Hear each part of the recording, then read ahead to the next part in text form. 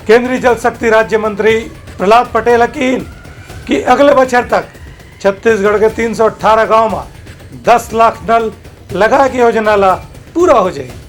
केंद्रीय जल शक्ति नियोजन राज्य मंत्री प्रहलाद पटेल कही है कि छत्तीसगढ़ में 318 गांव में 10 लाख कनेक्शन उपलब्ध कराए के अगले साल तक लक्ष्य रखे गए है। ये लक्ष्य निर्धारित समय में पूरा कर ले जाही। एक हर बार केंद्र सरकार डहर ले पूरा पैसा उपलब्ध कराए गए है। फिर राज्य सरकार डहर ले पूरा पैसा पाछू बछर में खर्च नहीं करेगी रही से ए बछर घलो केंद्र सरकार 70,000 करोड़ रुपया जल जीवन मिशन पर उपलब्ध कराए है। अभी तक तो मैं संसद में कहता हूँ कि हम अपने लक्ष्य को 2024 तक प्राप्त करेंगे, लेकिन अल्टीमेट जब आप इसी परिस्थितियों का निर्माण करेंगे तो मैंने फिर जो दूसरा प्रश्न किया जो शायद पत्रकार मित्र हमसे करेंगे, तो मैंने स्वतः कर लिया।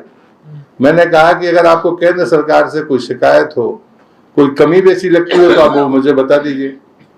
उन्होंने मुझको सीधे कहा कि भारत सरकार का इसमें कहीं असहयोग नहीं है।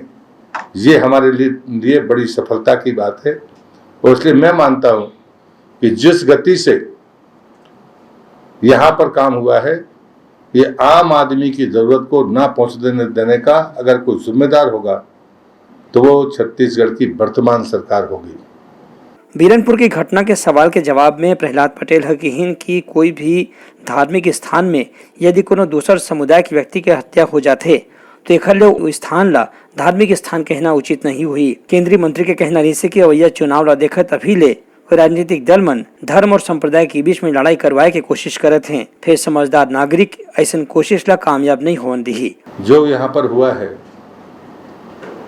वो क्या इबादत खाना हो सकता है जहाँ पर कत्ल खाना बना दिया गया?